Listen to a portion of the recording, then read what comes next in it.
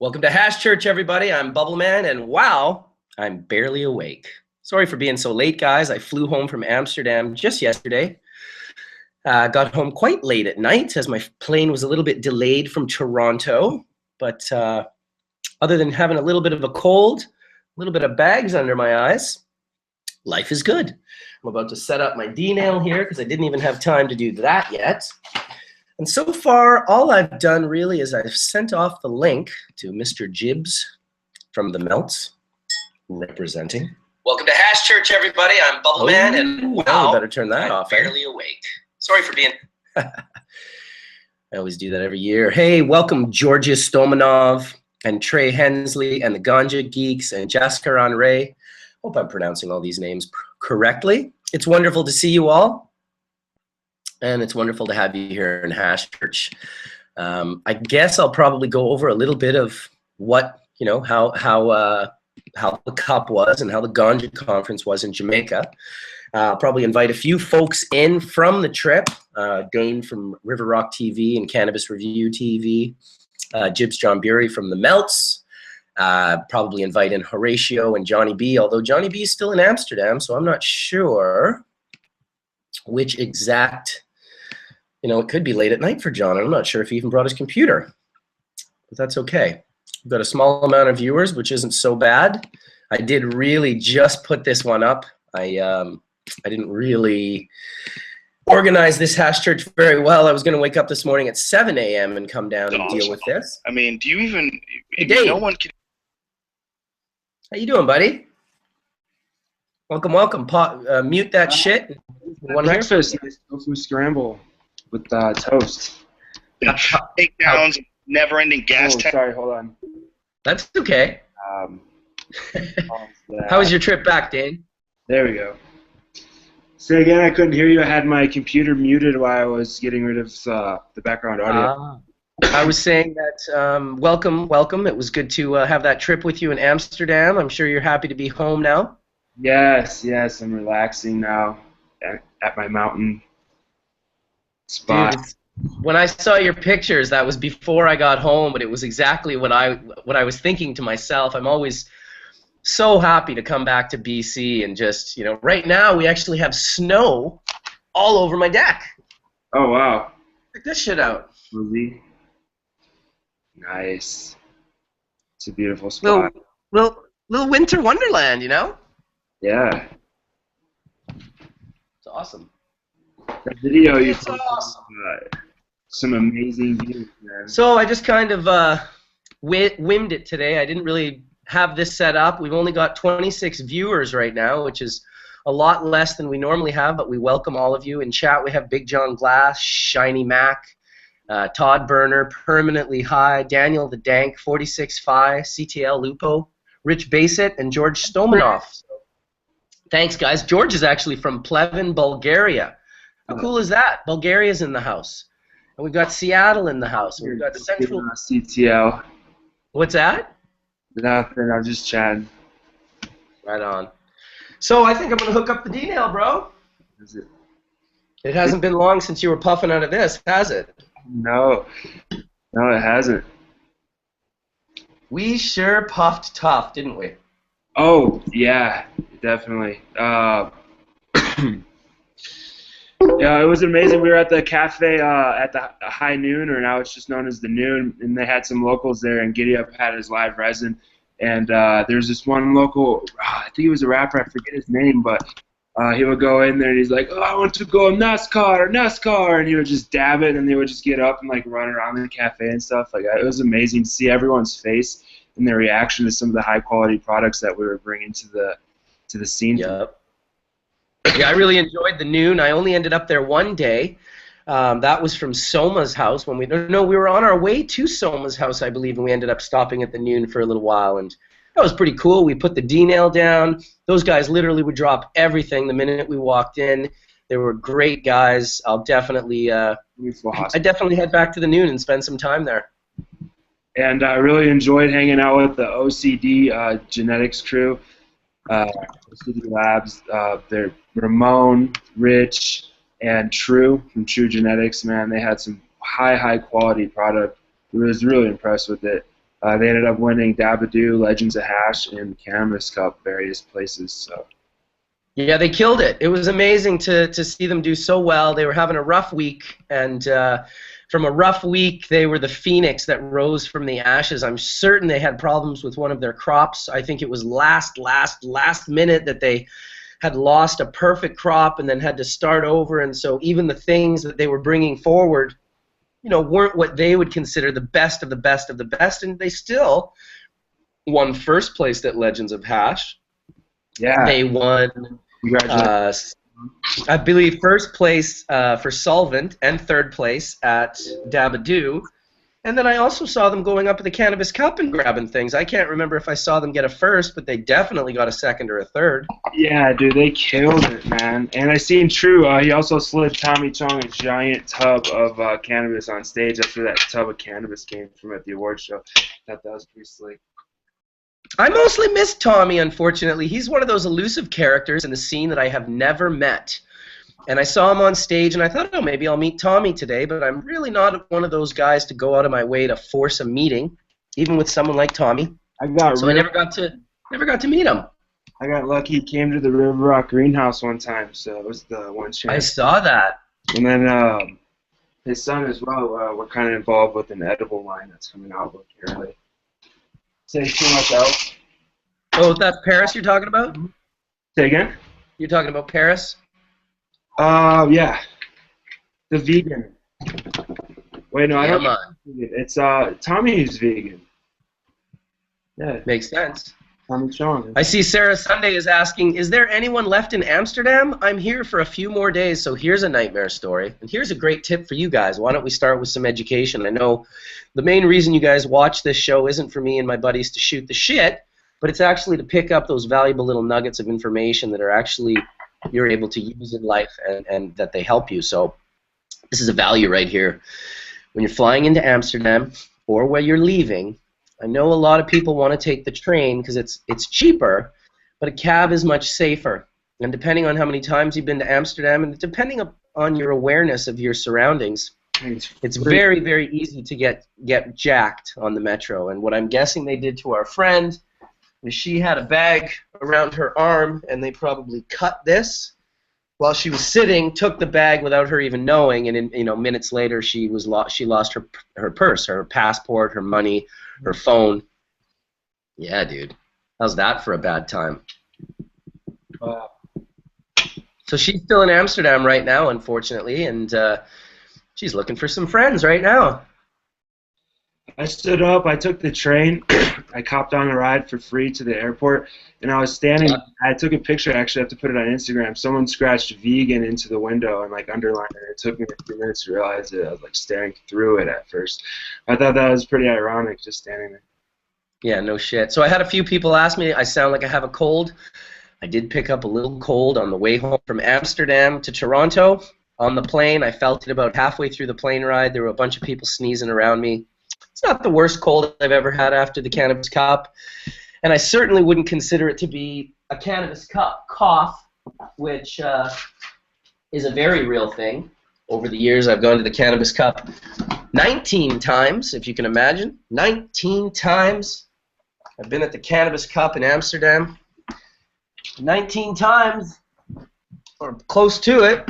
I probably come home with a little bit of a cold or some sort of a little thing. How are you feeling, Dane? Did you escape it? I stayed away. I learned last year. I hit the sublimator at the greenhouse, and it was OV for me for the rest of the trip. So I learned this year I didn't hit shit. I torched the rigs before I hit them. I was smoking joints through my fingers. Boom, I'm good. I'm good to go. We weren't really sick, though, were we? Like our crew. There was really no one in our crew that was. I was slamming juices, too, man. They had juices that cost us at Whole Foods $12 here because of the craziness. Back there, it was €2, so I was like, damn. I was just slamming those. That's pretty nice when you can slam juice like that.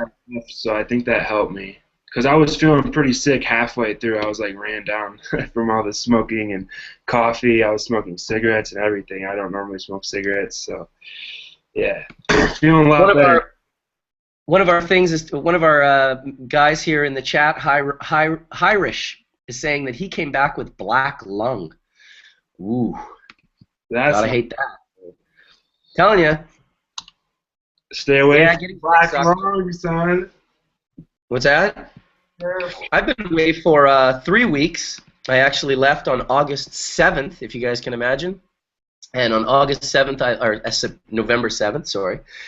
Yeah, stay 7th, I left for Toronto, and I headed over to Jamaica from Toronto. I was at the SRC Ganja conference with Tony from United Cannabis and the rest of our CRD, Cannabinoid Research and Development team, which consists of one Vivia Brown, as well as a John Sayers.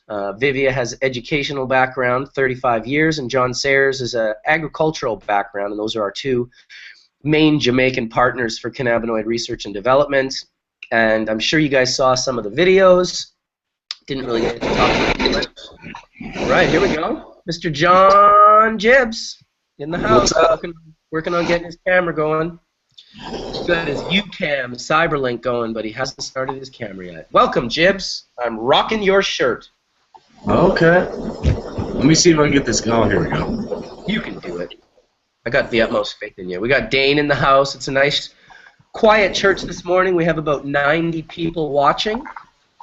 We usually get up to between 200 and 300. Greetings, Aaron Waite. Aaron Waite just came into chat. He is a fellow Bubble ambassador that I really am impressed with. You know, he came out of left field. The guy seemingly had never made hash before, and you know, suddenly he was producing what I would consider some of the nicest hash on the planet, at least from the photos that he's been posting. Extremely beautiful hash. So, good job to you for that, Aaron. It's wonderful to see when people can really get it right away, and they don't have to feel that there's, you know, this real impossibility of producing the wonderful full melts that of course John Burry is no stranger to. He gets to make more melts than most people. We've got Horatio's going to come into the room in the next 10 or so minutes. And I am getting links through Facebook for people asking if they can also get into Hashurch. So I will let the odd person that has a story to tell come in. We're mostly looking for people who want to talk, who have something to say. We're definitely we're down with that. So if you're up, listening for Hashurch, and you got something wonderful to say, we'd love to hear you. We'd love to hear from you. And I'm just going to, oh, here's my Dabberai. This was a really cool thing. I got this given to me by the wonderful people at Happy Daddy. Now, Happy Daddy is just down the border. I think they're in Portland or maybe Oregon. I'm not sure. I guess Portland's in Oregon. I meant Eugene. This is a little Dabberai sword, and I have to say it was one of my favorite little gifts in Amsterdam this year. And there's Mr. Gibbs doing his wake and bake. It's like the owl picture, dude. Yeah. Right. So how was your cup? How did the melts and the trichome heavy extracts enjoy going up on stage and collecting their award? We had a fun time on our trip overall. I think we were out there for like 10 days between the High Times Cup and just seeing everybody and the Legends Dinner. It was a very memorable trip. It was good for us both personally and as a company. Hell yeah, dude. A lot of people work together. It was so good, dude. It was just, everyone seemed to just be having a great trip. And it just seemed like all of you guys were just winning. Like everyone we hung out with, I was like, oh, there's fucking Matt up on stage. Oh, there's Gibbs and Ken are up on stage. Oh, look, there's, you know, True and Ramon are up on stage. It was really great to see all of you guys fully representing and winning. Yeah, it was pretty awesome. Were you FaceTiming? Yeah, I'm talking with Bubbleman and everybody on Hashurch. Yes. He's like, it's really, what are you doing? We got 102 viewers now. We normally have 200 to 300. So if everyone wants to post that link of this YouTube Hashurch out to the world, we would love it. Love to. We've got a chat. If anyone has any questions for Gibbs, Trichome Heavy Extracts, he's here. He can answer them. Which bubble bags are the best? Well, you just asked which bubble bags are the best. There's only one bubble bag, and that is bubble bags from Bubbleman. Every other company has their own name, so you can definitely purchase other water extraction bags, but they won't be bubble bags. Bubble bags is actually my name. So, let's see if we got some questions for myself or Dane or Jibs in regards to the making of hash, the drying of hash, the smoking of hash. Oh, we've got lots of action, Hashurch. I've still got about 7 to 10 videos from Amsterdam. My next video is actually when Trichome Heavy Extracts just arrived, and I had just seen them for the first time at my apartment in Amsterdam. Got a little video that I'm actually editing right now that's going to be going up.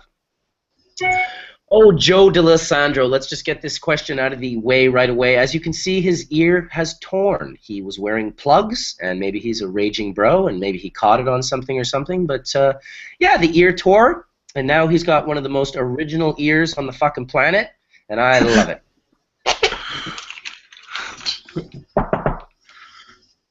My go-to response is to tell people I wrestle bears. He was wrestling a grizzly bear up here in Canada. All right, Del Betteridge. You want to come in, Del Betteridge? Sure, we're looking for Del Betteridge to come in. Del actually just got back from Jamaica.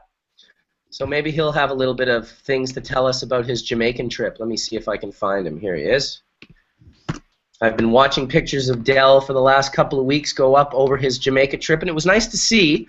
It was nice to see someone that didn't necessarily have all the best connections in Jamaica still able to have a really good trip, and I even saw that he found some decent bud as well. So that's always nice to see. I hate to hear when people go to Jamaica and that they didn't find anything great. That always upsets me.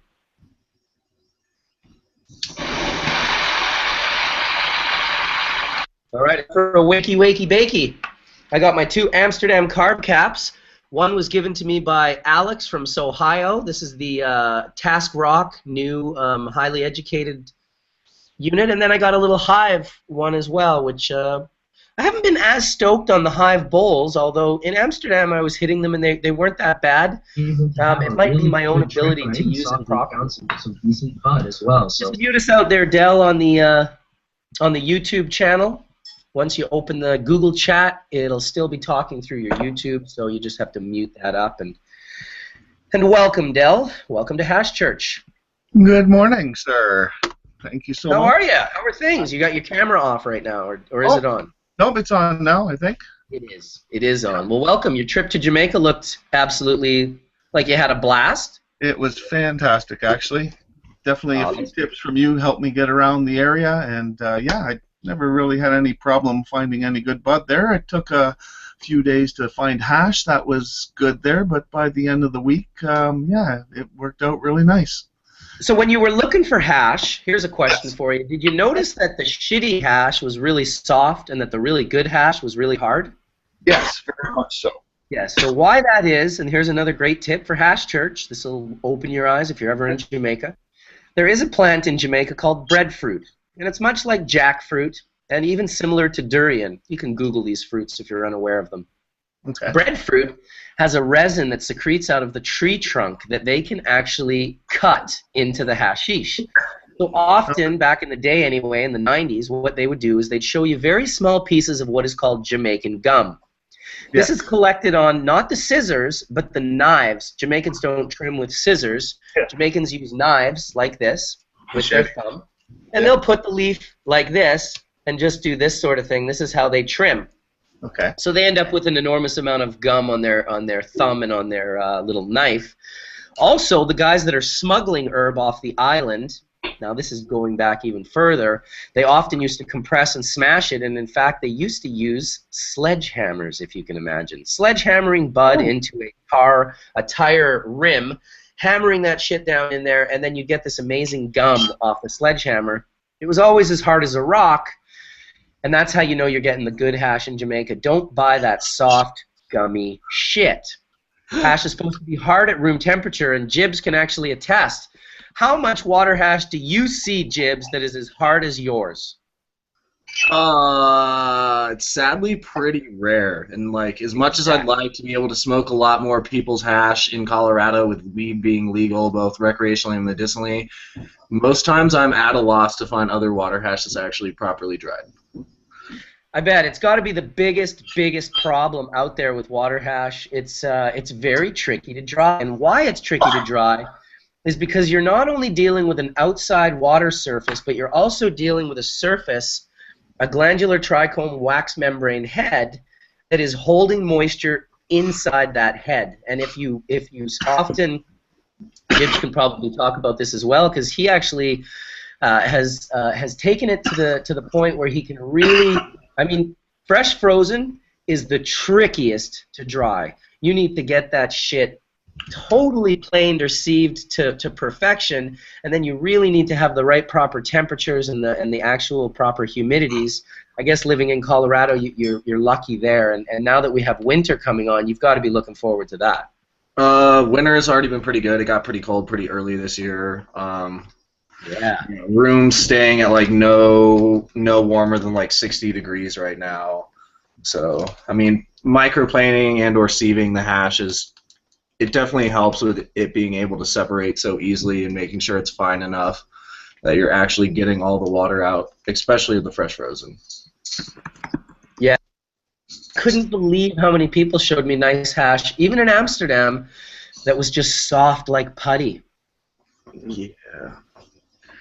We also saw a lot of hash whiting out. I can tell you the only white out in Amsterdam was Gibbs's from the Melts, as well as mine, which was my Sweet Skunk dry sift. And I actually left it open on the table the entire trip. Did I not, Gibbs? Yeah, you did. We didn't leave any of our hash quite open as much, and ours was definitely. Yeah, you definitely did, and that's. I left yours open, dude, and it was hard as a rock right till the day I left. It's because it's skunk though, eh? Oh, we just broke 100. We got 131 people watching us now. It keeps asking me to download a plugin. I guess I better just ignore it, because every time I click it, it opens a new thing. I think it's time for me to hit a bowl. It's always scary hitting a bowl on that first day of waking up with a little bit of a cold. I'm going to go baby hits. Baby steps with the Dabberai. Right on, guys. Wake and Bake Hashurch, number 10, episode number 10. Ooh, the Flug, a.k.a. the Flow OG. Oh, smoking some Flow? Yeah, he's got, Dane's putting up the Flow OG right now.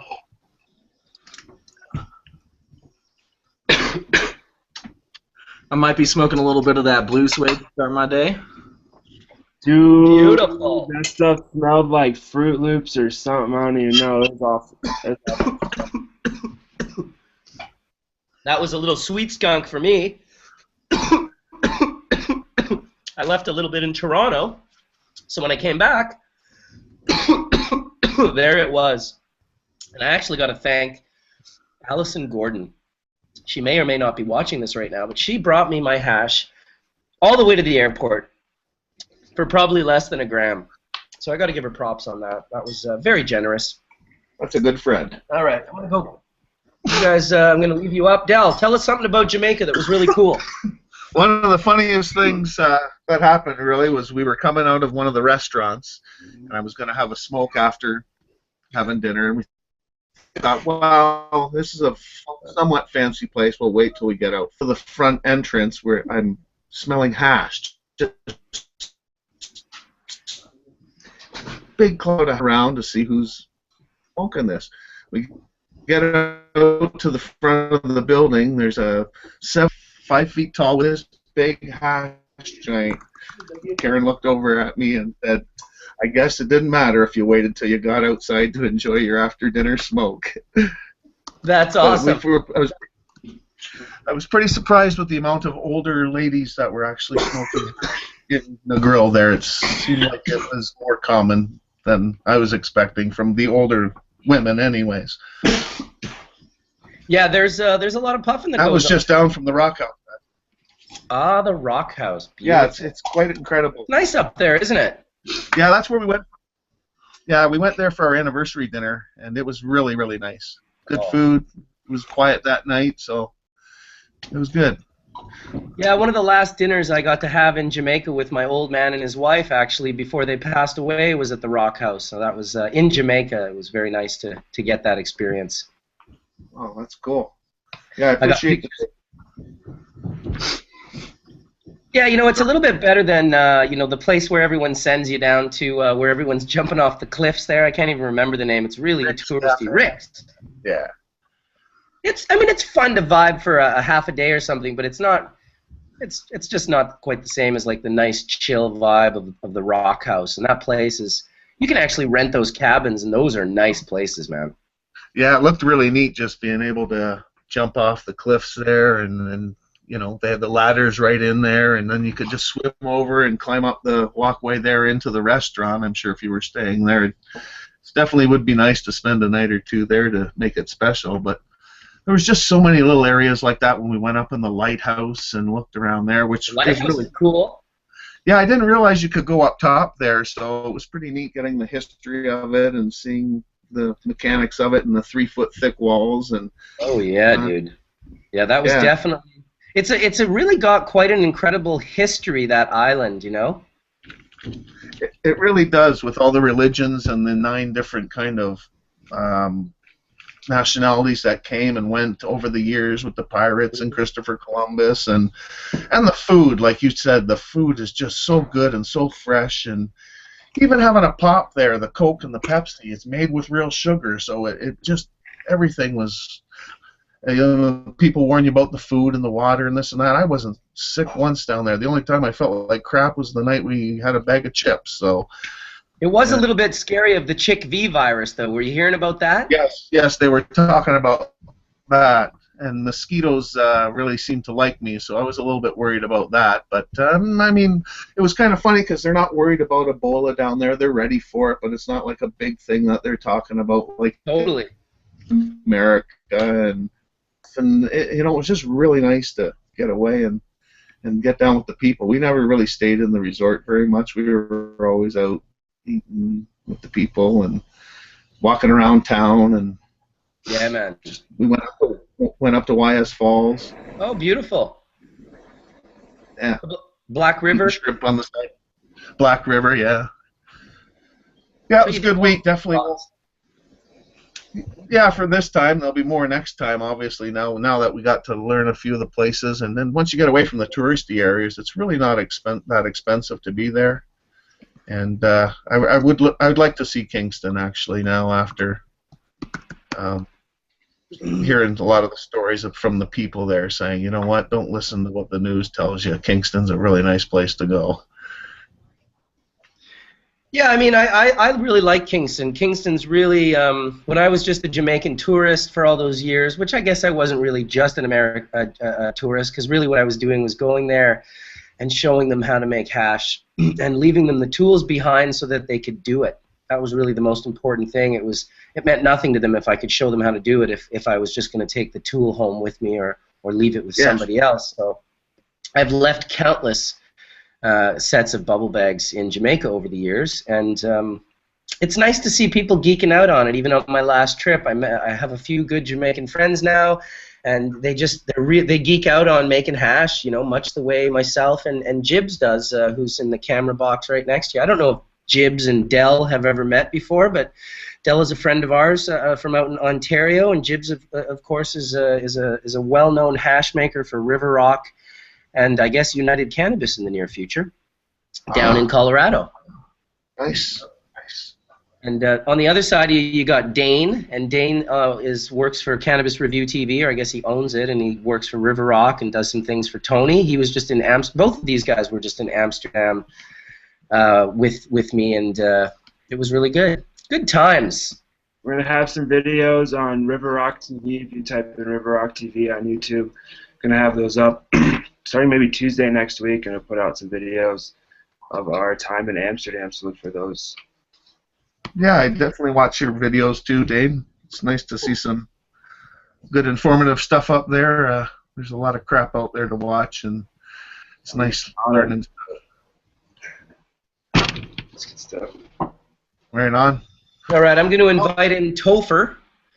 Topher wanted to come in and talk about his nerve pain and seizures, talk about solvent sensitivity and how it can impact health, how things like dry sift and LHO can be an option, as well as elder people caregiving with cannabis, So these are the things he wants to talk about, so I just sent him a link and invited him in here. And I guess Joshua just asked me for a link as well. I think his name is the same on Facebook. Or did they make you change it, buddy? If they did, send me a link on Facebook. Now, I have 2 Facebook accounts. That's kind of what gets confusing, I guess. People said, last time I noticed everyone was sending me the link to the Bubbleman account. And I check that less often, so I'm just going to check that right now, see if anyone's trying to send us messages to get in here. Oh, man. Oh, yeah, 12 messages. That was crazy. Can I get the link? Can I get the link? Can I get the link? Well, this shit is blowing up here, boys. Feel free to talk about something while I go into my not paying attention to Hashurch mode, but paying attention to the things that I'm doing. Well, talking about that hash that had that gum and stuff in it, there was a few times when people were trying to show me samples, and you could stretch it right out. You knew there was something in it, and the guy who worked at the resort had kind of warned me that to watch out for that too, because that's what they were kind of putting more weight to it with. He said it's not that it's bad for you to smoke so much, but it's just not hash. And who was this that was saying that to you? That was the security guy at the front gate, who actually had some of the best bud that I got when I was down there. He said he was a farmer, but he didn't have hash. But he was saying that the coconut gum or whatever they do put in it it's not totally bad for you, but yeah, it's natural, but yeah. So it was shit. It was shit, yeah. And you could tell even by smelling it when you opened it up or tried to stretch it that it had that fruity smell to it too. So you knew something wasn't right. But I mean, everyone's giving you samples, and you could just, as soon as you broke it open, you knew when it was real and when it wasn't. But the best stuff was the cheapest stuff, believe it or not. By the end of the week, I was getting it for about $5 a gram, and they were good grams, and it was really, really nice. And so the cannabis was that pineapple skunk, fruity weed. That's what they had. Yeah, more or less, they did that. That bud that I had in the picture they called it purple, but it wasn't purple. It did have a bit of a pineapple-y taste to it and skunk, and that was actually pretty good. I had a guy in the room next door to me that was from California, and he was a medical patient too, and he was looking at it. He says, I've been here for 2 weeks and haven't been able to find buds like that. So a lot of trichomes on it, and it was pretty good. Well, listen, there are people that live on that island and have never left, and I can find better bud than them in 2 days. It's pretty crazy to get those connections. I was just lucky. Well, you know what? I don't know if it is luck, Del. I think that some of us have the nose and that some of us don't. And you can call it luck when it keeps happening over and over again in every single country you visit. I mean, I wasn't. I think we might have been talking at the same time there. My bad. Sorry about that. Talking over you. I thought you were done. No, I was done. I was just commenting on what you had said. Yes. Yeah. Two laughing at Jibs. But definitely no. My girlfriend was just sneaking into the frame. I thought I saw that. I did. I thought I saw that. Saw this kind of like. Bye.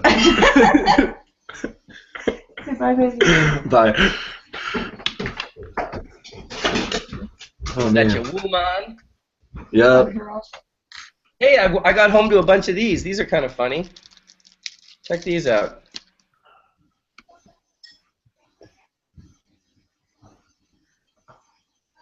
Oh yeah, those are sweet, aren't they? That's funny, dude. He sent me a ton. If you want one. Okay. What is I'm not a it? big pin guy, but you know what? These are kind of cool. So I should give a shout out first of all. You guys can check out those pins. I guess he probably makes a variety of other ones. I can't believe his first pin would have been like bubble bags. It's a fairly large pin, and that's his company right there. Trippinblazed.com. You can check out Trippinblazed. He's on Facebook.com/trippinblazed.jd, and Trippinblazed is spelled TRIPPNBLAZ or Z, depending on how you pronounce that one. CD.JD. How do you guys pronounce Z or Z? That kind of has me at a loss.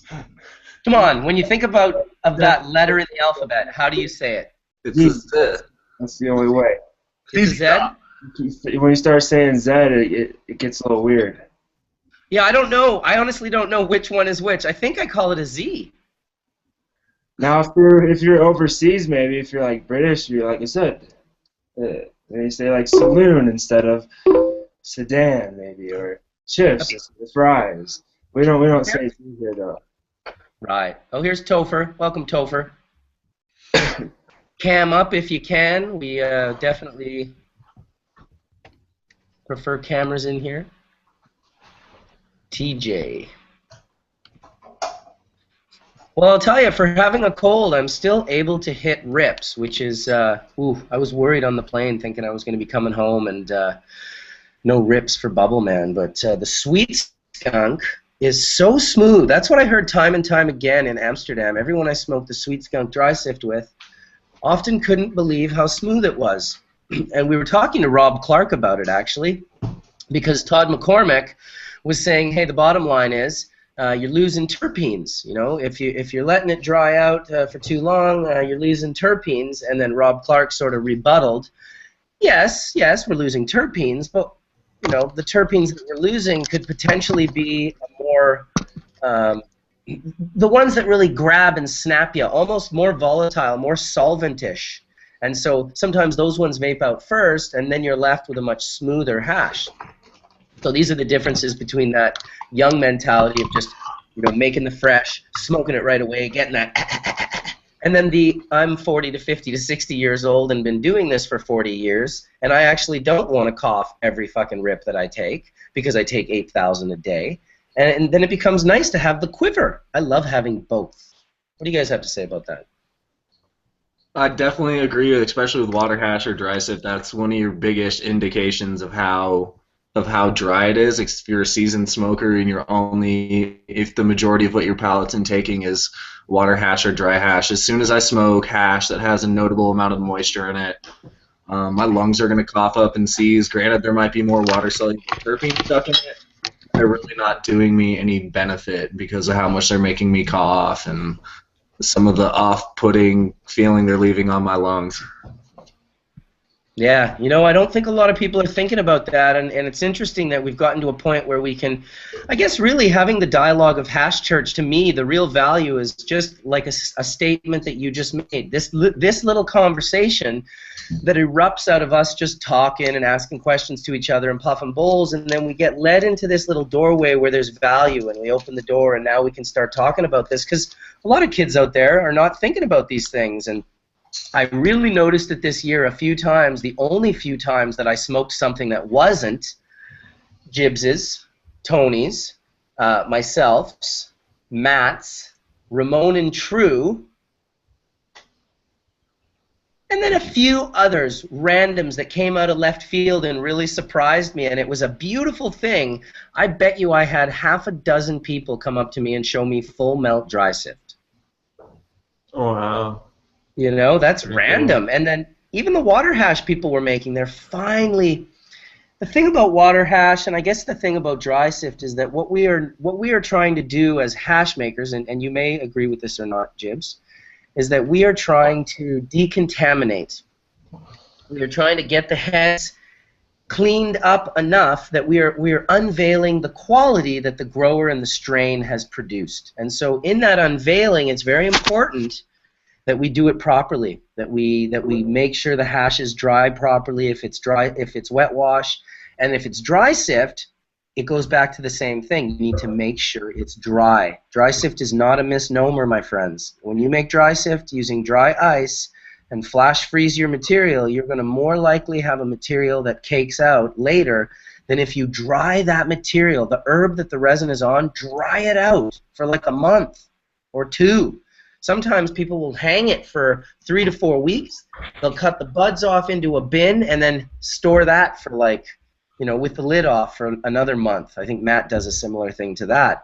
Then the heads are able to shrink, the wax membrane loses that moisture, and let me tell you, it takes a long time. For anyone that's ever dried bud on the stem, how long does it take for that stem to finally dry out? The bud just keeps pulling moisture from the stem.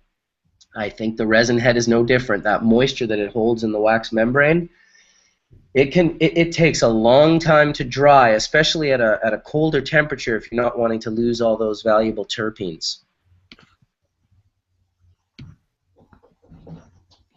Well, that's my 2 cents anyway.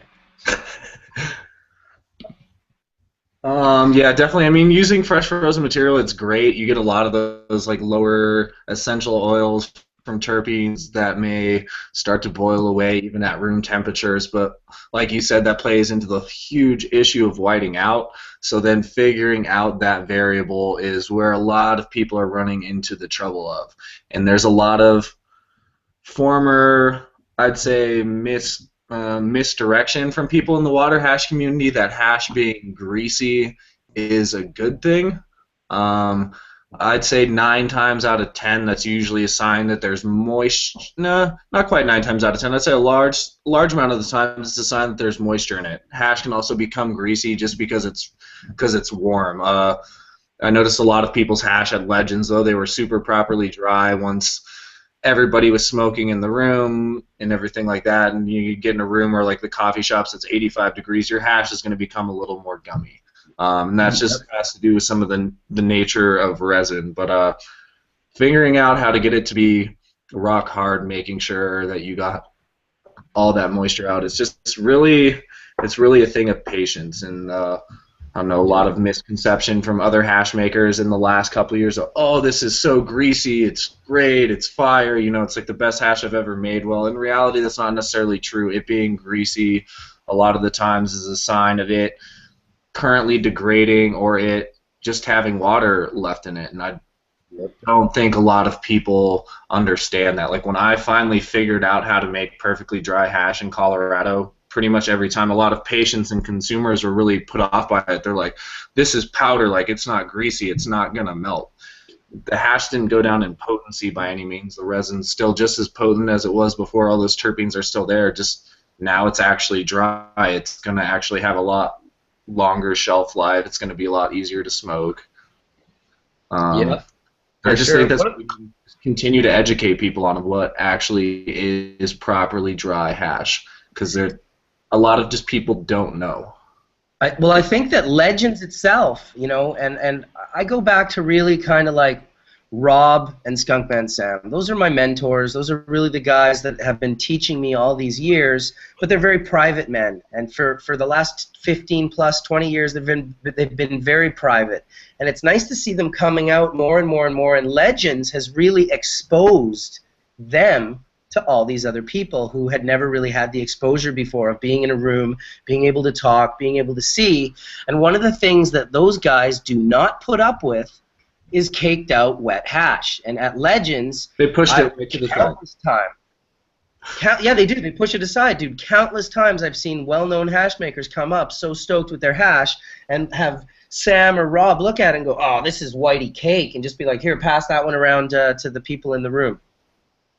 So it happened this year with probably 3 or 4 varieties, maybe even 5. I'd have to look how many I wrote whitey cake on that little picture that I took, my little card with all the little type. I left that in Amsterdam, by the way. I thought maybe it could get framed in with the Legends of Hash art to be hung in the venue when we have our Legends dinner each year. But those guys being able to tell, those guys that are the mentors that have been smoking this hash for 35 years and who basically were some of the first people to ever discover water hash, it's incredible that they can just look at the young hash maker and say, dude, that's all wrong. Straight give them the Gordon Ramsay. Like, you just brought wet hash to the party. I don't want to smoke that. I have 28 varieties of hash to smoke here. You want me to smoke your wet hash and hurt my throat? Yeah, and it's and a lot of people aren't even accepting then of that information. It's just we all need to, I don't know, listen to people like Rob and Sam and listen to their valuable information of what is dry hash, so we can all continue to bring a better product to consumers and ourselves. Well, that's it. And those guys have no personal agenda of selling any product or any end result. So they really are. They are an extremely valuable resource to our community. And I was with Rob Clark on my last day in Amsterdam, and we were walking through the Lides of Plain, and tons of people were stopping me and going, "Oh, hey, Bubbleman, I watch your YouTube videos and this, that, and the other thing." And each time I would introduce Rob and, "What's up, Ken? Welcome, Ken. What's up, brother? Fellow Trichome Heavy Extractor." These guys killed it at, geez, I don't know, you did everything you guys entered. You won a place in, correct? You didn't enter Dabadoo. No, yeah, correct. But you entered Legends and you entered the Cannabis Cup, and if I'm not correct, you guys placed, what was that, second and third, or second and second? Yep, Second and what? Second in both, yeah. Awesome, dude. A couple of seconds. That's kick ass. I used to have a second place Cannabis Cup hanging here, but it doesn't seem to be around anymore. I lost my Cannabis Cup. It happens. I was in the middle of saying something really good, and I forgot what it was when I said, "Hey, Ken," but... It's my beautiful face. It was. You just, like, threw me into a ray. Why don't we have a bowl? Why don't you put on your blue suede shoes, motherfucker? Right? I need to get me some, for real. You guys work today, or is Sunday a day off? Yeah, about to go on the lab. Days off aren't really a thing. No days off. Yeah, no shit. Hey, we should welcome 3 people: Horatio, Ross, and Topher. I know Topher definitely had some things he wanted to say. Ross, it'd be great if you could cam up for us. How's it going, man? Where are you cammed up? No, you're not. It's going good. I think Red words, sir. That'd be super awesome. What's going on, Topher? Can you hear us? Yeah, can you hear me? I can now hear you. How are you doing today? Awesome. I'm doing all right. Hurt my back last night in my sleep, so. Did you have a seizure? No, I don't know. But I woke up in terrible pain, so I've got my muscle stimulator. The best what is thing that? you can have. Yeah. Nice. I used to get that when I had my car accidents. Right before I let my dislocated slightly hip set into a concrete foundation and give me scoliosis, I used to go do that. I'm really big on the yoga now. I'm not sure if that's something that's an option for you. I think it's an option for everyone, but... After seeing John talk about it, I want to start trying it. Dude, it changed my life, Topher. Like, it literally, like, I was in rough shape. I had chronic headaches for 2.5 years, and my spine was doing this weird S thing. And they said it was scoliosis, but Bikram just said it was laziness. And I appreciated his perspective more than theirs, so I just decided to do his yoga, and I did it every day for 2.5 years, and I straightened my spine. I don't have headaches anymore, and my spine is not all Awesome. pricked out. Yeah, it's pretty awesome, dude. I'll definitely... Well, you know, it's the thing about it is it won't be as easy as staying at home and just puffing bowls and stuff, but you really have to make yourself get to the studio. You gotta. One of the things with John, because he got so crushed, that really helped him in his yoga later on was that he's been going to appointments for 7 or 8 or 9 years. He is good at going to appointments. Getting to a place is nothing for John. He'll just go. If it's like 9 o'clock, he's there. Because he's done so many doctor's appointments and evaluations and, you know, so many different things that's the hardest part for a lot of people. Luckily for being a guy, the easiest way for a guy to go do yoga is to be in chronic pain. That's basically what we wait for before we do yoga. And so if you're in chronic pain, then you're already halfway there, dude. You do a class of that yoga, and you will not believe how much it gives you relief. Well, I'll look into it, man. I'm excited to try it. Changed my life, dude. I told John every day for 2 years about that yoga. And the interesting thing is my friend Christian, who broke his back up in Whistler, and then went to yoga one day when his girlfriend said, "Hey, come do this yoga," and he thought yoga was a bunch of chicks in a room with candles chanting. Apparently, it was not. Bikram's yoga is a 90-minute workout. It go at 110 to 115 degrees. It is a seriously torturous workout. Damn. Yeah. But that's why it works. No pain, no gain. That's what Yeah, my you know, therapist told me. what I saw with John was that he was so happy and that cannabis was really helping him in his life, but his health was deteriorating. So I thought, John needs more than just cannabis. And we all do. We all need more than just cannabis. Cannabis is incredible, but diet is huge. And then that working out of some sort. For me, it's yoga. For other people, it's different things. But moving the blood and getting the heartbeat accelerated and sweating are very important factors in our health. You can see the difference in John's face just by looking at him after doing it for 2 or 3 weeks or whatever now. Just by looking at him. Yeah. He lost like 20 pounds, and I bet you 18 pounds that he lost was in his face. Yeah. It was. He looks amazing. He really does. Yeah, he does, definitely.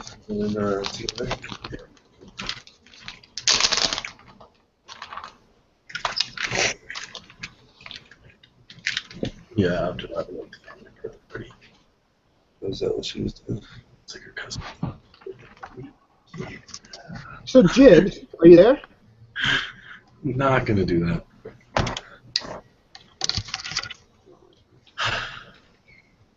John? Can you hear me? Bubbleman stuff, so I can. Uh-oh. Bubbleman left the building. Uh-oh. Ian, can you hear me? I can hear you. Yeah, we can hear you. I missed the start of the damn episode, and then because you can't have YouTube running, I just caught where you guys were talking about shit whiting out and what was going on at the cup, but I didn't get to ask about what did the effects of the live sift that came out. What did I didn't know if you guys had commented on that already for that one entry that got sent out for Legends. I didn't know if it was an actual subject. I saw Matt Barron. He was like, What live one are you talking about?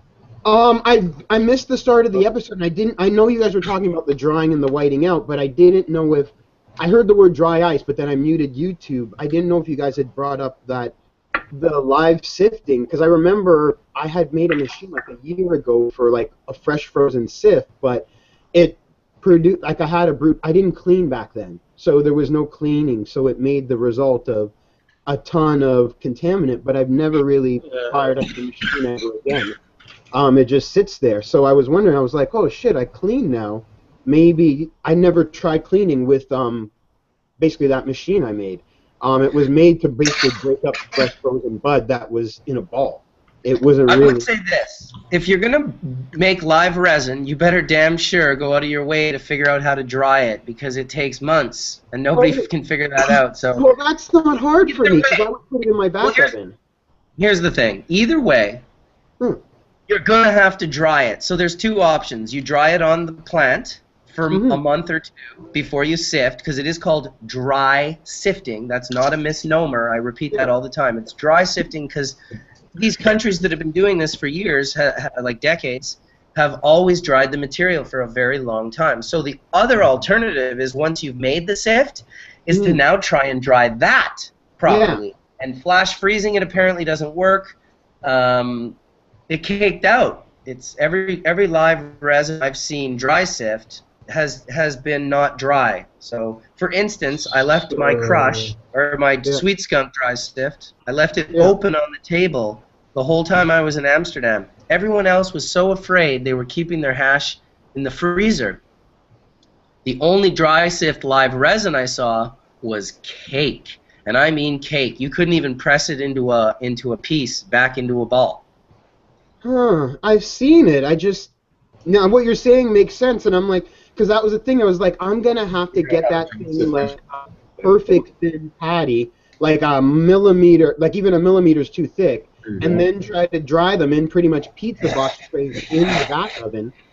But I see what that cake issue is, so I'm wondering if there's a drying issue with somebody else's vacuum oven tech, because it's pretty. You can't flash freeze it so easy. Well, the best way, in my opinion, is to, when you hang the plant and the resin glands are diluted in the perfect ratio to be touched by air, I don't know how you think you're going to beat that by putting all those balls together in a congealed force. That's why I'm like, that's why I was thinking, I'm like, okay, to keep it separate, you got to be gentle. You've got to be, you can't just randomly throw dry ice. You've got to try to be maintaining not too cold, not too warm, like a lot of factors. Like you're going to need enough cold to break and keep that water in stasis because your whole bucket is going to be condensing like shit. So you need the room to be dehumidified, or else that's going to add water. You need a strain that's not pulling in water. And that vacuum freeze drying that's what it is. The flash freezing is going to be trouble. Then you've got that wad that you're going to try to crush into basically back into grains. I think there's going to be a contaminant wad up problem. And yeah, if you try to dry it as a wad, that's what I wanted to see, if it was going to cake out or act abnormal. Like, would the heads rupture from the vacuum chamber, from where it connects to the stock, and therefore produce a more pre-melted product by balloon burst.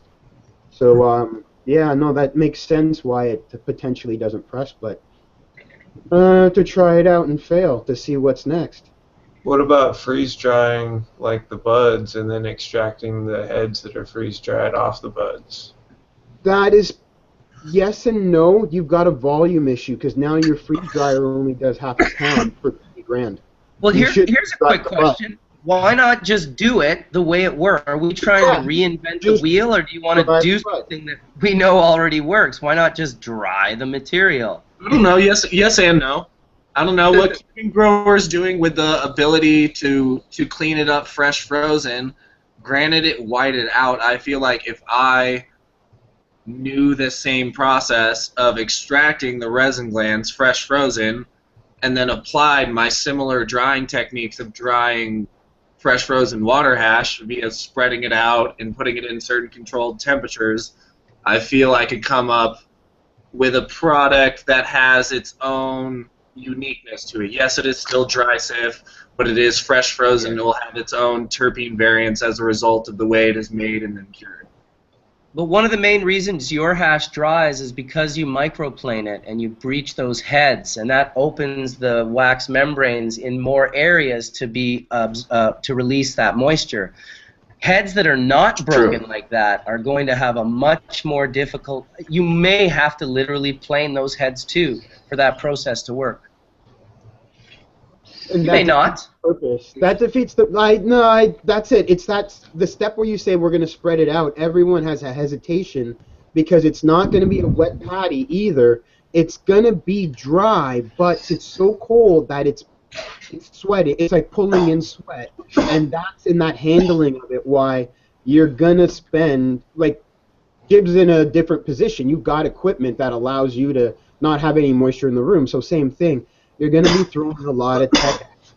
And, I mean, sometimes that's what cups are about, but then it travels to a different environment with a different humidity, and, I mean, I'm just hearing about this, but then it cakes out. So that's not something, if that was my first go, I could have seen that unforeseen consequence happening as it, it leaves a region, spends its day open versus coveted. So, I mean, I'm interested to try it, but now now it's about creating a technique and a bunch of elaborate setups because I don't want to white out. I don't want to basically pull in moisture, but we're not microplaning dry sif, no way. That defeats the purpose altogether.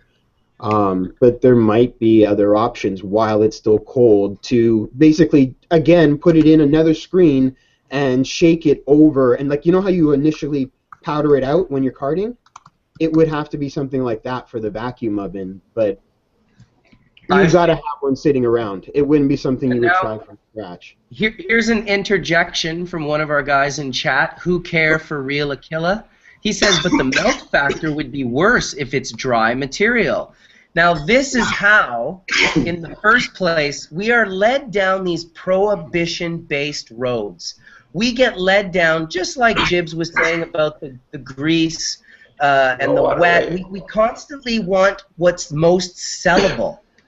And that's why the oil world is all about that. It's all about whipping it and shattering it and de-waxing it and making it look like all these different things. One question, whoever's coughing, can you please mute your mic while you're coughing? When you're not talking, just mute your mic. That'd be awesome. So yeah, it's an interesting thing that people are going to think that their material is going to be less melty because they actually dried it out a little bit or properly. I mean, the dry sift I have here that's been dried for months, it melts away and bubbles on a liquid just like water hash and disappears and leaves very little ash behind on the nail. I was on the plane ride home from Amsterdam, and I was fortunate enough, I guess, to sit next to Nick T. So we got to talking and stuff like that.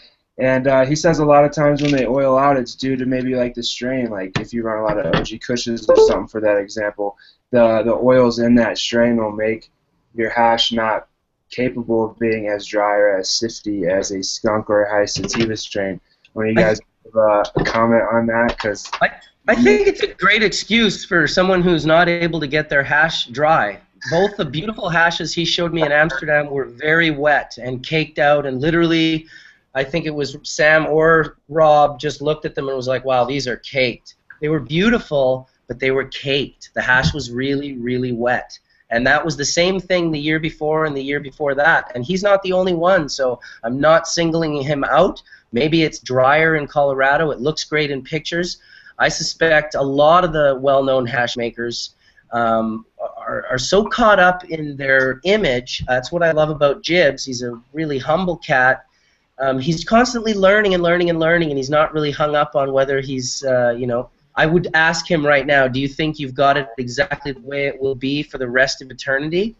No, there's a lot of things we're still going to work on as far as being able to, I don't know, playing around with machines, just figuring out how to do it more effectively, just so we can reach more people and just continue to push the product quality level further. I don't know, as soon as you accept what you have is the best, you're not really going to get anywhere, you're not going to learn anything more, so I don't know, I don't see much value in that. I don't know, I want to keep learning and seeing what we can do with hash without having to use solvents. I feel like a lot of people gave up on water hash and dry sift, and I feel like people like Mark and myself and Ken and other like-minded people and groups of people up in the Seattle area are really trying to figure out how to, I don't know, bring the solventless hash game up to newer quality levels and potencies, just so we can have more enjoyable products and just help more people. Well, that's what it's all about, and when you can get away from my tech, I don't think you'll ever have heard me say that about anything I've ever shared. I don't think you've ever heard me say my tech. My tech implies ego, and it implies that we're really, when we get hung up on my tech, then it's like the other guy's tech, well, I can't do that, that's his tech. It's like, no, it's our tech, it's a quiver. Each technique is an arrow, and the quiver fits many, many arrows. Why would you want a quiver with one arrow? Well, check this out. You're talking about watering, caking out, and the terps, and I gotta have terps, I gotta have terps.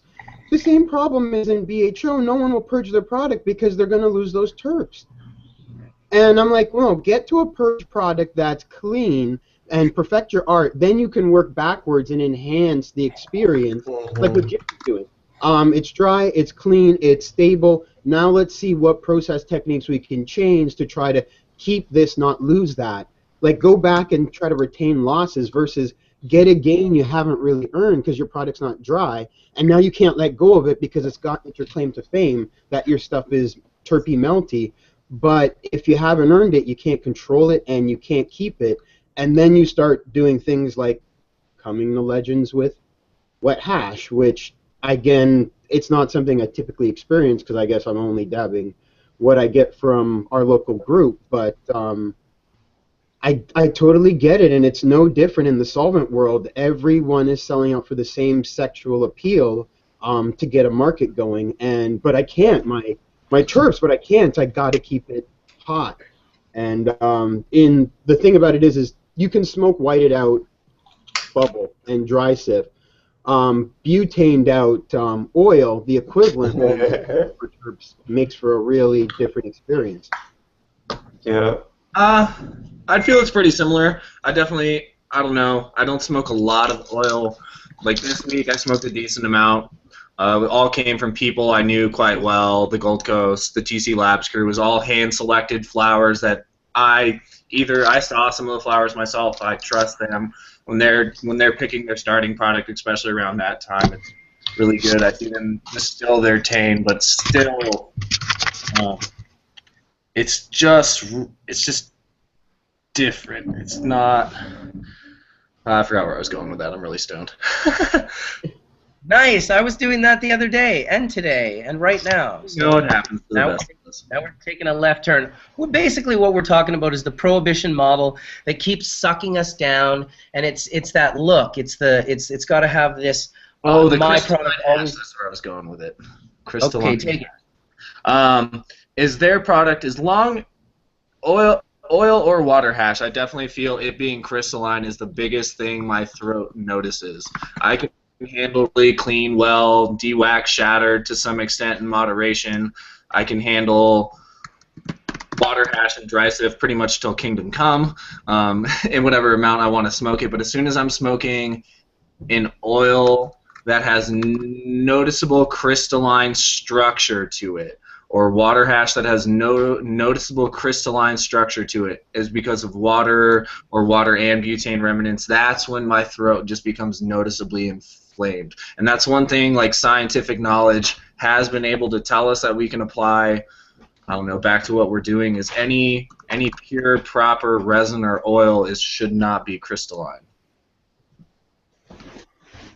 Okay, well, I guess I got only one other question to that. Now, Vic, everybody clearly knows the process for making butter will get you less residuals, but again, sells out the terps. That's kind of the biggest thing. Shouldn't that have just ended Shatter as a process? But rarely do people make butter to go for any type of best product in its category. So I mean, the high wax content. Well, I mean, wax content is. It's the way it's made. There's a proper way to make wax, and then there's an improper way. Whipping it's not as good as doing it in a vacuum setting. Yeah, but the wax is always it needs water to white out. Wax is whited out BHO, versus where in water hash it's a effect of not drying properly. With BHO, it's a effect that you let water in. So you have to add water to make wax. But and it's vitrification as well. So, Mark, okay, because I'm interested in that crystalline structure, do you agree that it always makes a harsher experience? Because I don't make butter and I don't try it, so I don't really know. I don't experience whited out stuff at all. I don't know. I don't smoke oils at all or make them, so I'm just water hash that's whited out. The concept that water creates the crystalline structure that's bothering our throats. What Jibbs is saying is really what I'm interested in. I mean, that's that you'd be guessing either way, but I mean, I'll tell you one thing: when you dry it properly for a month or 2 or 3, and then you go take it to Amsterdam and hit everyone with it that's smoking all this harsh, wet hash, every time and time again, they say, "Wow, that's so smooth! I didn't even cough." Oh wow, Tony from Sagamartha on the last day there, I gave him a big rip, and he was just like, "Man, that was just like the most pleasant hit I've had all day." Of course it was. It's dry. Okay, so it makes sense. It makes sense. It's just I don't get wet stuff to get a itchy throat to have a concept in both categories. So that's why when Jib said it, I was like, well, I get it, but I don't experience it. So that's why I was confirming. But you don't chronically smoke properly dried full melt bubble or properly dried full melt dry sift.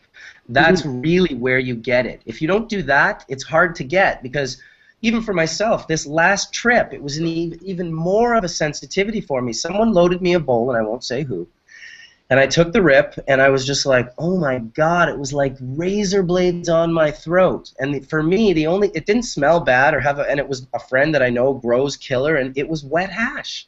It was just gummy, soft bubble hash, never been dried properly. I got the same cup. No, so, I mean, that's good information. Hey, welcome, Joshua. I'm glad you made it in, buddy. He's been trying to get in off chat, and I couldn't. It's funny, each Hashurch. I should mention this. If you guys want to get into Hashurch, text me during the week because I have to run the chat. It has a control board, and I run the Google Live chat, and then I also have the Hashurch YouTube chat that I try to keep an eye on, and then I also have to check out 2 Facebook pages for people that are sending me messages. So I'm not really able to troubleshoot with you guys in a way. If you're having a difficulty getting in, it's always best to ask someone else in the room or someone that has been in, because I'm just not able to troubleshoot. So many different rooms I've got open right now. You're doing an excellent job, though. I'm trying, dude. I'm trying, man. How are things by you? You making tons of hash or what? Yeah, you know, we're getting into it. It's the season. We've been getting a lot of jobs over here and prepping up for it. Yeah. I just wanted to add something. Somebody mentioned about the whole whiting out thing. As far as curing and all that stuff goes, what do you think about the volatile terpenes that are in there actually going to town and starting to solve from the inside? You know, like how people use limonene as an extract. If there's limonene inside of it, wouldn't it start to solve it if it's not properly, you know, dried out? Like that's where the real situation is. I don't think moisture is such a problem as that might be. Well, I think that you're right on the microplaning aspect of that when you release those oils to the outside of the wax membrane, but I believe on the inside of the wax membrane they're held in. Obviously, those terpenes are being produced. Cannabinoids themselves are a form of terpene, and there's many solvents in those terpenes, but they don't breach the head and come out. I would suspect that the wax on the inside has a layer that is different from the wax on the outside, because when you microplane them up and you shred them, now those oils are on the outside. However, Jibs and Ken both microplane. Their hash is as hard as a rock.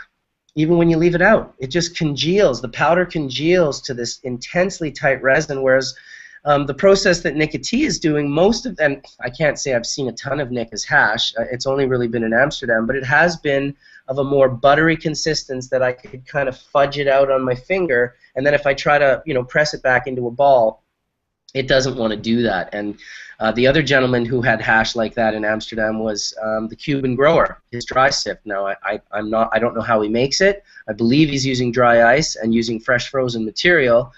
But what happened with that is it was super cake as well. It was nice. It smoked and smelt nice. But when you just took a little piece and you went to press it back into your hand, it was literally like silly putty. And to me, as a hash maker and a hash smoker, there's something wrong with that. It just doesn't look right. You know, not when I have this right here, and it does look right. You realize that there is a right way of doing it and there is a wrong way of doing it, and if it wasn't for guys like Sam and Rob, I'm sure I would have never even been exposed to it, because, I mean, these guys have been growing huge amounts all over the world for a super long time, extracting and making these resins and having more exposure to them than any of us. I mean, even if you're making a kilo a week or 2 kilos a week, this is not in the same ballpark as what these gentlemen have been doing over the last 40 years. So thank goodness for them. Mentors are good. People like Matt Rise, what are we talking about? You want RO or distilled water? I don't know. Water is water. Figure it out. Use them all. Try them both. See what you like. Yeah, I agree with the whole. Yeah, try it all, man. It's just water, carbon filtered water that's like 10 ppm is not gonna make a difference in how good your hash is. We have good city water here. I have no problem with our city water here, and I've had the shit tested for microbes, and you know, if you don't dry it out, you have more microbes, and there's more of a place for good and bad microbial growth to happen when you have a little bit of moisture in there. So yeah, I think that's a whole other level though. Like I have hash here it's fucking bone dry, and I press it. I'll press it out, and it'll be like it rips like paper. It's hard, you know. And I had some sit out in the rain for snap. I had some sit out in the rain for 2 days, and I pulled it inside, and it was still hard. Not like gummy at all, but if I lump it all together and put it in someone's car, there's a chance that it might cake out.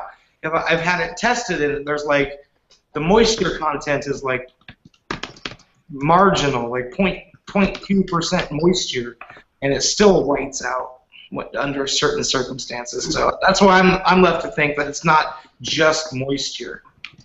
Well, so when we think about moisture, that's again what comes back to tech, like drying it out properly, is not every strain dries out properly in the same set amount of time. So if you're on an automatic kick where you go, that's dry at 24 hours, you have to work, certain strains have terpenes that are pulling from the environment, so dry doesn't stay dry unless you process it properly to stay whole. So each point of the damaging step, just like if you card too hard and you have a strain that has heads that have a low wax membrane, almost like there's grapes that are for wine and have a thick membrane, and then there are some grapes that are literally, as soon as you touch them, they're ready to burst. And some strains, at least as I go through, I'm like, okay, that head is almost clear. There's no wax membrane. And I'm like, okay, these heads are getting waxy. Okay, I see how the plant develops its protection. So, for instance, I would suspect an early harvest of all clear heads is going to be harder to dry because the plant isn't mature enough in its wax membrane. So that might actually throw you off and produce even dry sift that has to be dried more to shrink and shrivel the plant down. Because of those terpenes, some of them are working against you, and some of them in super stable strains are working for us, and they lock out water. So the thing is not to take that for granted or take that as you. It's when you get when you've experienced so many strains, so much volume, that's when you see the errors in your ways. That's when things cake out on you, is when you go big. Then it didn't work because you didn't truly know what you were doing in any deep way. You just kind of had a set process of dry is dry at a set amount of time. So that's where understanding my strain has got limonene. Limonene is going to work against me. I have to be super gentle because if I rough microplane, it's going to get on the outside and it's going to melt the wad. So it's a right and wrong to it. It can be, you need to compensate for things like that with experience. So you think it has a lot to do with strain, picking the proper strain to do what you want to do with with your end product? Experience allows you to know I'm going to need an AC if I think I'm going to card this, if I think I'm going to... It's no different than if you're gramming sappy oil. You're going to need the same conditions you would need to card the same potentially sappy strain because of the nature of its terpenes and its wax membranes. So I find that the same... I'm like, oh shit, if he has to card extra cold, I'm going to end up with sappy oil. So there is a parallel that I noticed by people's anecdotes, and so that's why you have bubble hash rooms now with environmental controls, because people are starting to get up their scale and then their technique isn't working. So they're starting to apply more control to the room, like let's nix all humidity if this strain is going to pull it in until it's dried into a proper state. So do you think altitude has anything to do with the drying process? And so those are freebies that you control, and they come and they go. But that's what I'm saying, that may have to do with certain people's products buttering coming from a certain area and not having it controlled to that point. Well, no. If you don't dry it properly, it's not dried properly. It doesn't matter where you live. I live in the Pacific Northwest. It's like the hardest fucking place to dry hash, and I can assure you, I know how to get hash dry. Right, properly. You did it properly, though. No, that's what I'm just saying. It's a freebie. Their environment dried it for them. They didn't really earn it, so they can't control it. Then they move to where we are, and everything goes to hell. That's what I'm saying, yeah. Gets moved to Amsterdam, and everything goes to hell. That's what I'm saying, yeah, because in their environment, it was proper just because of their environment, but when you go to a lower altitude, it changes, you know. I'd say you should have your basic. I've noticed that with oil. You need to have air moving. You know, air conditioner is not always necessary. If you're at higher altitudes, you won't need an AC, but you need the air to be moving. I mean, I guess I know that it's crisper there, but I don't think that it could just be left to your hash and let it. You know, it's going to dry just from sitting there. You got to have a well ventilated room, just like you're drying herb. Well, Mark, I mean, you have, I've seen you dry sift in the absolute cold and find it ideal. What environment would you say you're trying to create when you have the option to create a room for it where you're going to try to, you know, use some of the environmental controls that we have inherent from a grow room? I love a cold room. I love a cold room. I love to work in as cold of a temperature as I can. I love low humidity. You know, when I build my lab in Jamaica for cannabinoid research and development, you'll definitely see the whole lab, all 2,000 square feet of it, will be a walk-in freezer. So I'll be able to dry material, I'll be able to freeze material, I'll have my flash freezers, I'll have my water chillers, I'll have my ice makers, I'll have industrial-sized mixers with special, I mean, building your own lab is like a dream come true. Variables are simple to control when you just bring down the temperature and you take out the humidity. And then you can get it dry. But it's not going to happen in 24 hours. No, that's kind of, I'm looking at that kind of room and I'm like, maybe that's why, let's say for instance, Cuban Grower's technique is missing one factor that works against him with the cake out that with, well, he is. We know the factor he's missing, Horatio. He didn't dry that hash for 2 months. That's a guarantee. Because he made it using fresh frozen. Why would people use fresh frozen material to make dry sift? Do you want to know why? So they could sell it right away without drying it. That's why. You're trying to save time. It's all about how fast can I get it and how much can I get for it. It's also trendy. Right now here, the word fresh frozen, you put that on your product, you're going to sell it for more money. It's but I don't believe I don't believe he's selling his wet wash as fresh, his dry sift as fresh frozen though. That's a water hash. It's like it's a way to promote. It's a way to hype your product. It's a way to. I know, but we're not talking about water hash tofu. We're talking about dry sift right now. Yeah. Well, then the term is live sift. Using vacuum. That's right. Essentially, and the thing is, I thought about it, and I'm like, it just sounds, because I didn't suspect the cake out, because I'm thinking it through my head, and I'm like, well, I know enough about freeze drying that I can make a week go for 2 days, but you've got to have all the equipment, you've got to know your temperatures. Not everything freeze dries in 24 hours. It's still going to take as long, and you're going to have to control things, or you could rupture all your heads in the vacuum oven. And because you're doing something else, you're pulling them apart. And again, we talk about the disc where it connects to the stock as a weak point. So I could totally see it belly buttoning out from the pressure. And therefore rupturing the heads. And now you have terpenes that are able to pull in water working against you because you actually made a head similar to bubble hash. So it would be interesting to see under the microscope if the heads are damaged from the vacuum oven. Oh yeah, I mean, I can't even, thinking about vacuum ovening like resin gland heads to me just irks my soul. I just can't even imagine that someone thinks that's a good idea. And you know what, Horatio, funny enough, it's always people who want to do that don't even have this as a foundation. They already want to make something quicker and easier and better than this, but they don't even have this. That's what blows me away. I know. That's why I'm like, I only have so much of it, so I'm not about to put it in the back oven. I have the option, but I still haven't done it. I would only want to do it. You know what? It's about paying as much attention to your herb as your hash. Most hash makers get herb, and then from there they just make hash with it. If you really want to control dry sifting, you need to almost have the herb from the time it was cut down. Then those are the variables of controlling the resin, getting to the point where you're now ready to work with it. And what I've learned from making quite a bit of dry sift over the last several years, and I would say I've made kilos of it, that resin is always different. You know, resin is always different. There's many different types of resin. I'd love to eventually, you know, write about these things, but it's just so subtle.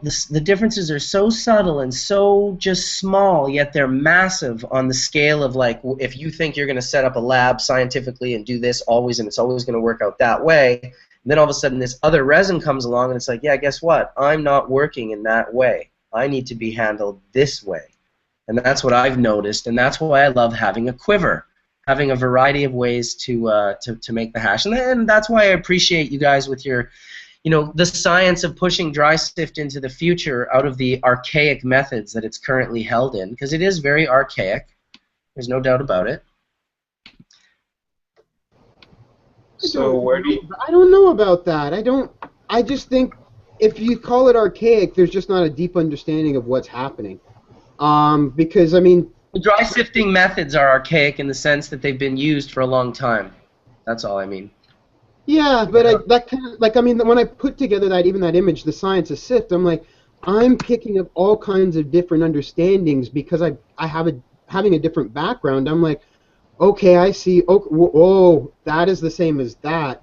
Well, because I have, I guess, the background of dealing with multiple growers, and because having to find medicine when you can't grow it, versus the guy that's always dealt with his buddies' 3 strains, and he knows them and they work and they kick ass, and then they start picking strains that are easy to work with because they don't have that diversity training. I got some bud that wasn't completely dry. I'm like, I can't wait. I'll complete the drying process because I'm going to be sifting it anyways. Why wait for it to go in your route?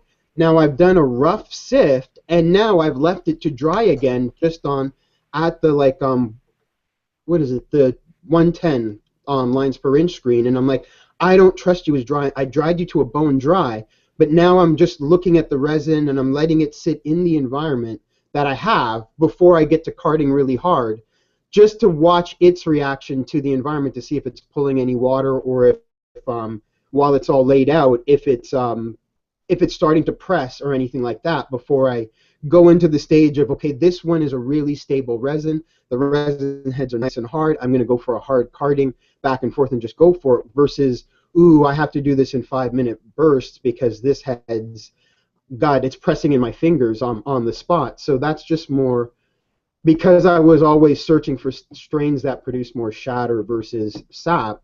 I touched a lot of buds, felt a lot of buds, and now when I apply that back to dry sifting, I'm finding out, oh shit, if I had just tried to sift that right off the bat, it would have been hell. I would have pressed all the heads right into the screen, and it would have just been a disaster. So in comes a bigger, better AC before I even go to the hard carting. I just pause the whole process. So, I'm lucky, but I see how a lot of years, how people could just inch towards a strain that works for them and dodge a bullet, where people like you mentioned, Rob Clark and Skunkman Sam, are dealing with varieties for breeding purposes. We don't have time to dodge a bullet. We're looking for endocannabinoid ratios here. So if a strain is stickier, you just adjust your techniques. You use a different quiver to address it versus, it just doesn't work. That's bad for making.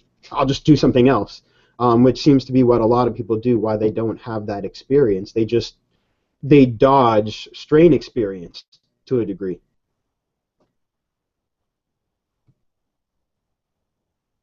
You're muted. Oh yeah, sorry about that. I was just agreeing with you, saying that some people have a lot more access and exposure. And I guess over the 15 to 20 years that I've been at this, I've had a lot of exposure to different strains, and not just different strains, but grown all over the world. So I've made hash all over the world, and it changes. It's different depending on where you are. That's what I love about getting some well-known hash makers to some different parts of the world. Jibs, I was able to make hash with Jibs in Barcelona, and I know it was an eye-opener for him because we were actually in Catalonia, not Barcelona, just next door.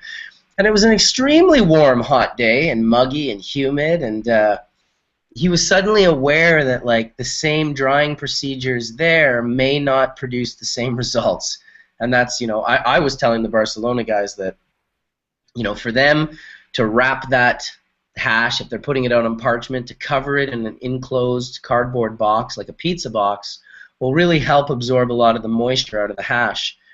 They obviously have cool rooms as well. The medical seeds guys had a nice cool colder room, so that's always helpful if you can have a room that you can put that hash in that's low humidity and much cooler than warmer. I remember drying hash in Jamaica and literally forgetting about it on the cardboard out in front of where I lived and where I was staying, and then the sun came out and it was bubbling. It was literally bubbling on the cardboard. That's not good. You better just dab it all today. It's fine. Just today, all of it. Yeah. That sun Dude, I'll tell you, that shit was hot. red. Red. You a pin guy, Josh? You are a pin guy? I love pins. I wear pins all the time. Are you about to show me one of those? I got a pin for you, bro. Yeah, I seen those. They're so sick. So I'm gonna send you one. What? Yeah, dude. This is like I actually need to get some custom ones like this that say Bubble Ambassador. That's what I need to do. I just thought of it right now. But yeah, these guys sent me a pile of them today. I came home to tanner them or something. I'll give them one more shout out. Trippin' Blazed. I guess they do custom pins. They did these bubble bag pins. I thought it was pretty hilarious. I will absolutely send you one. I'll make sure I text you text me your address because you have my number, and I'll get you one sent out. And I said I would send Jibs one out as well, who is also makes a lot of hash using bubble bags. Where did Jibs go? He took off. Those are sick hat pins. Looks like Jibs took off. He's been gone for a minute. Yeah, Jibs was in for a while. He was in for the first hour. I got to take off in a little bit. I was unfortunately, I woke up a little later. I wanted to start Hashurch at 7 a.m. and go till 10, but I started it at 8:30, and I guess we're going to go till about 10:30. I got my son has a piano recital today, and I've been away for 3 weeks, and I absolutely will not miss his piano recital. He's playing a Star Wars song. Oh shit, Topher's Topher's the real hat pin guy. Look at that. He's got so many he can't even put them on a hat. Oh shit. He's got them mounted. Yeah. I got a few given to me in Amsterdam, and I guess I think D-Nail has sent me quite a few. Oh yeah, here's some more. So I got this like little guy here. Oh, that's cool. I like that. D-Nail sent me that one, and they sent me this one, a Charlie Brown with his D-Nail. Nice. And then they sent me Linus with his D-Nail. Nice. Silly. Yeah, for some reason I don't even collect these things, and I have fucking 12 of them. Oh, there you go. Donkey Bong. I thought it was a Nintendo game. Yeah, it's Donkey Bong. Good old Donkey Bong. Yeah. So let's see what they're saying in chat here. Ooh, Dominique almost knocked his rig over, caught it in mid-air. Ouch. E-juice is just glycerin. Josh Bronson made me laugh so hard, smoke came out of my ears. The environment you're puffing is real important. Please remind, again, me how to go into Hashurch. You're in Hashurch right now, Angiogenesis. We generally keep the invitations into the video aspect down. People private message me, and whether you're someone that's making a lot of hash, or whether you have a lot of information about hash or techniques, or if you just have a story in regards to medical aspects of how you use cannabis medicinally or how you find things to be effective. That's how we. Devin, you come in every week. What is Horatio smoking on the device? Okay, Horatio, do you think each week that you come in here, every 5 or 10 minutes, you could just tell everyone that you're smoking glycerin out of a vaporizer and maybe name the vaporizer for them so that they can stop asking that question?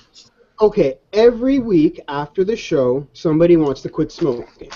So every week I puff harder, and a new person wants to know what I'm vaping.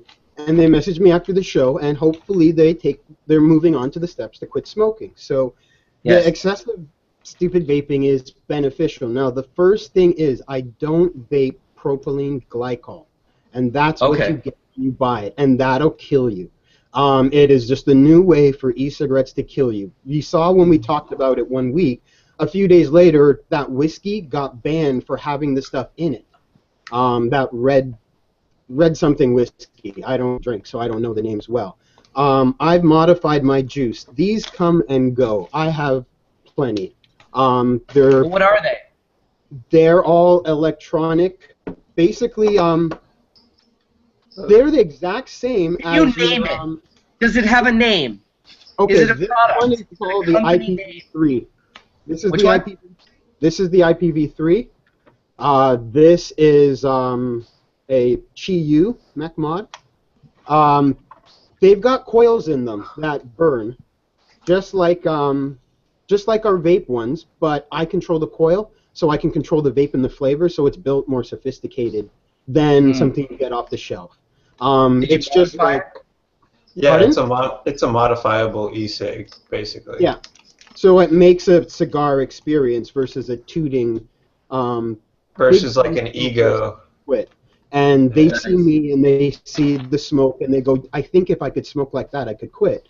So that's the people who tend to ask are big time smokers. They won't tolerate the little pen toys.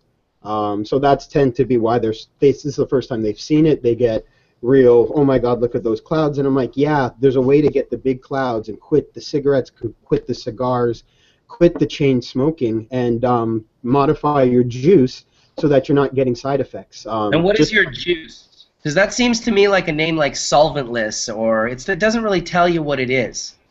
Well, in my case, e-juice comes with, for instance, this is blackberry crap, and it's loaded with propylene glycol and other stuff that I can't vape. It makes me sick.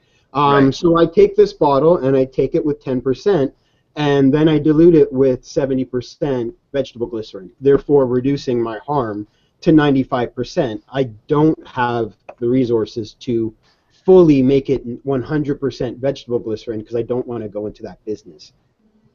So here's a question. You're putting in 70% of the glycerin, so you're diluting it by 2/3. Yeah, because it's already 50-50 glycerin. But here's the question. Aren't your hits 5 times bigger? Yes, proportionally. That's why I have to get it down to 95%, because my hits are bigger. Right. Yeah, so that's the thing is I'm testing it by accumulating it to the max. I'm sensitive to building up and accumulated anything. That's why even if I'm going solvent, I've gone to all this trouble. If it was bothering me, I would know because I'm an excessive compulsive and I don't want to die. So, yeah, you're pretty sensitive too, eh? So to vape like this, I know I've actually gotten it down to something reasonable, or else, yeah, I would feel that hypocritical, this is going to bite me in the long run. You have to go to the extra steps. Well, one thing we know about Horatio is that he always goes that extra step. I love that about him, actually. All right, who's dabbing? Oh, dabs.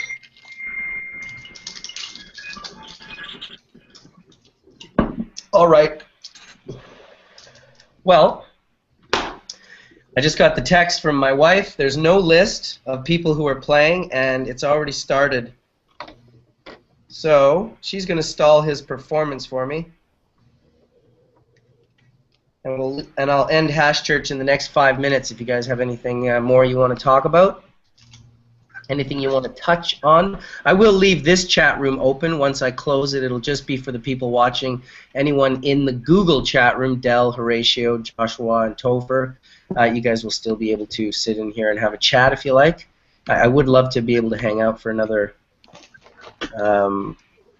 hour, but I am not going to miss my son's piano recital. I had a question for you. Shoot. I've been using dry ice sifted, I guess, keef, or I don't know what you want to call it. Well, not keef. Sift. Dry sift. Dry ice. Yeah, in my medibles and stuff, and it's been working really well for me. And the guy that gave it to me, my caregiver from Colorado, he was telling me it was high in CBN, which I'm not too familiar with. So I was wondering if y'all could expand upon, how that works, or if it's strain dependent. CBN is a degradation. I believe it's a degradation of THC, but it could be CBD. I'll just really Google it real quick. It's a degradation for sure. I thought it was a degradation of CBD, and CB, C or G was a degradation of CBD. THC, CBD, CBN. Yeah, there's so many bloody ones. The enzymes and synthesis. Yeah. Tony would have answered it in a second. He It's something you can Google for sure. You could get that by decarbing the keef slowly. You could degrade all the THC to get more CBN. It shows up in aged resins and aged cannabis. Yeah. That's it. You won't see it in like super fresh. No, this stuff's like a couple of years old. That's okay, right. That's so how they you can get get it. it that way. You do. That's how you get it. MedicalJane.com. Yeah, CBD. CBD. That's the definition of CBD. But do you think carding this would be beneficial? Was it made with dry ice? Yeah. Is it actually dry, or is it kind of it's like... dry. It's dry as hell. It's like powder. Well, you just asked me if carding your single screen, and not only single screen, it's dry ice, so I bet you the contamination of that is 80% or higher. Right, but I'm saying as far as making it for edible, do you think it's worth the carding process, or do you think it's better just to use it like it is? You know what? I know for a fact it is, bro. If you carded that to 99% heads and you put that in your medibles, telling you, or used it. It's of course. It's like you're asking me if concentrating the medicine is going to make it better. So yeah, if you take out contaminant, you will experience a greater version of that medicine. That is a fact. Okay. That's why I show people this stuff. That's why, I mean, sure, you're able to take that and melt it into your fat or your butter, but all I'm saying is if you just get rid of all that other shit first, I mean, here's how you know. Take weed and make like a butter extract. What do you get? You get some nasty green-looking butter. Now take the hash off the weed and make the butter out of that. What do you get? You get a beautiful golden butter. You know the one is better than the other right off the bat. For sure. It's just a nicer experience. For sure. That's why I make my coconut oil with hash. I prefer it. Yeah, Steep Hill Lab will have CBD and all the cannabinoid information. You can also check out the endocannabinoid system page on Facebook. And I guess at that point, I am going to go scrape ice off my window, apparently, and leave you guys. So Josh, make sure you send me that message. What is that, a big ham bubbler you're hitting there? Is Thanks it? for having me on, Mark. Yeah, dude, I wish you would have got in earlier. Beautiful fucking piece. You guys chill out. Please, enjoy. I'm just going to stop the broadcast now, but thanks, Del, Horatio, Josh, and Topher for coming in and visiting. Thanks, Dane and Jibs, who were in earlier. And thank you guys all for fucking coming and hanging out. There's 235 people watching, so peace out from Hashurch, everybody. Have a good day, bud. Thanks. You guys too. I'll leave this open and you can chat. Cheers.